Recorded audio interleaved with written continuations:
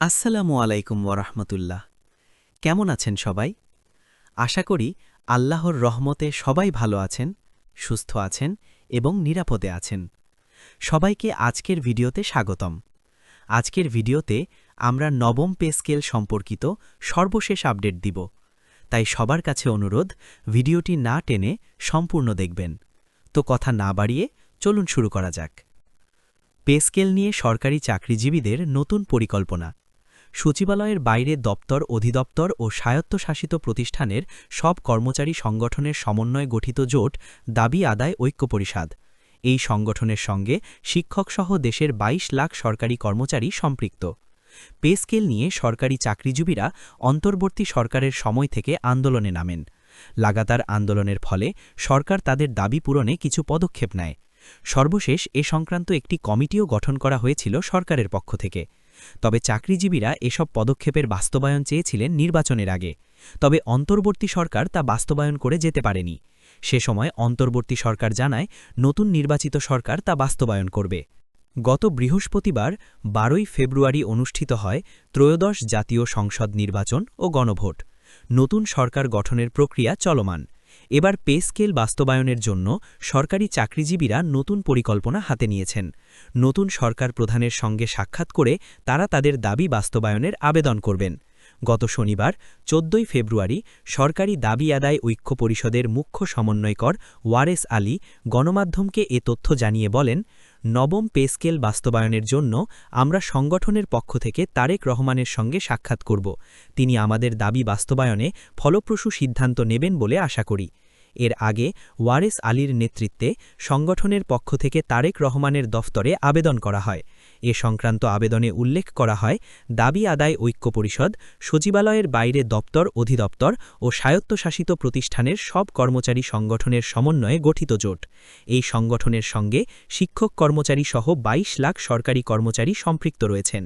শ্রদ্ধা ও কৃতজ্ঞতার সঙ্গে স্মরণ করছি ১৯৭১ খ্রিস্টাব্দে স্বাধিকার আন্দোলনে শহীদ, যোদ্ধাহত মুক্তিযোদ্ধা ও বৈষম্য বিরোধী জুলাই ২০২৪ আন্দোলনে শহীদ ও আহতদের। এতে আরও বলা হয়, প্রজাতন্ত্রের কর্মচারীরা সরকারের সব উন্নয়ন কাজ বাস্তবায়ন করলেও আমলাতান্ত্রিক জটিলতায় ন্যায্য প্রাপ্তি থেকে বঞ্চিত। ২০১৫ খ্রিস্টাব্দের বৈষম্যমূলক পে স্কেল দেওয়ার পর থেকে অদ্যাবধি এই সংগঠনের পক্ষ থেকে বৈষম্য নিরসনের জন্য বিভিন্ন সময় বিভিন্ন কর্মসূচি পালন করে আসছি। কিন্তু বিগত সরকার আমাদের দাবি পূরণ তো দূরের কথা, আমাদের সংগঠনের কথা আমলে না নিয়ে বিচ্ছিন্ন আইন প্রয়োগকারী সংস্থার মাধ্যমে জুলুম অত্যাচার চালিয়েছেন। বর্তমান সময়ে বাজার মূল্যের লাগামহীন ঊর্ধ্বগতি ও সেবা খাতের ব্যয় বৃদ্ধি ও পরিবারের ভরণপোষণের ব্যয় বৃদ্ধির দরুন ১১ থেকে ২০ গ্রেডভুক্ত কর্মচারীরা মানবেতর জীবনযাপন করছেন। তাই চলমান জীবন বাস্তবতার নিরিখে প্রজাতন্ত্রের কর্মচারীদের ৭ দাবির বিষয়গুলো আপনার সদয় অবগতির জন্য সাক্ষাৎ করে তুলে ধরার অভিপ্রায় ব্যক্ত করছি। ৭ দাবিনামা। ১:১:৪-এ ১২ ধাপে সর্বনিম্ন ৩৫,০০০ টাকায় বৈষম্যহীন নবম পে স্কেল বাস্তবায়ন করতে হবে। ইতিমধ্যে যাদের মূল বেতন শেষ ধাপে উন্নীত হয়েছে তাদের বার্ষিক বেতন বৃদ্ধি নিয়মিত করতে হবে। ২০১৫ খ্রিস্টাব্দে পে স্কেলের গেজেটে প্রত্যাহারকৃত ৩টি টাইম স্কেল, সিলেকশন গ্রেড পুনর্বহাল সহ বেতন জ্যেষ্ঠতা পুনর্বহাল এবং সব স্বায়ত্তশাসিত প্রতিষ্ঠানে গ্র্যাচুইটির পাশাপাশি পেনশন প্রবর্তন সহ বিদ্যমান গ্র্যাচুইটি আনুতোষিকের হার ৯০% ছলে শতভাগ নির্ধারণ ও পেনশন গ্র্যাচুইটি ১ টাকার সমান ৫০০ টাকা নির্ধারণ করতে হবে। ব্লক পোস্টে কর্মরত কর্মচারী সহ সব পদে কর্মরতদের পদোন্নতি বা ৫ বছর পরপর উচ্চতর গ্রেড করতে হবে। অধস্তন আদালতের কর্মচারীদের বিচার বিভাগীয় কর্মচারী হিসেবে গণ্য করতে হবে। এছাড়া টেকনিক্যাল কাজে নিয়োজিত কর্মচারীদের টেকনিক্যাল পদমর্যাদা দিতে হবে। কর্মরত কর্মচারীদের বেতন স্কেল শেষ ধাপে উন্নীত হওয়ায় বার্ষিক বেতন বৃদ্ধি হচ্ছে না বিধায় চাকরিতে কর্মরতদের বার্ষিক বেতন বৃদ্ধি অব্যাহত রাখতে হবে।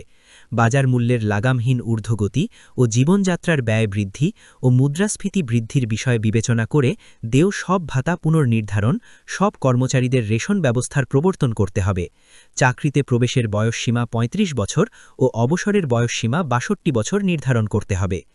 উন্নয়ন প্রকল্প থেকে রাজস্ব খাতে স্থানান্তরিত পদধারীদের প্রকল্পের চাকরিকাল গণনা করে টাইম স্কেল এবং সিলেকশন গ্রেড করার অবকাশ নেই বলে অর্থ মন্ত্রণালয় থেকে জারিকৃত বৈষম্যমূলক আদেশ বাতিল করতে হবে।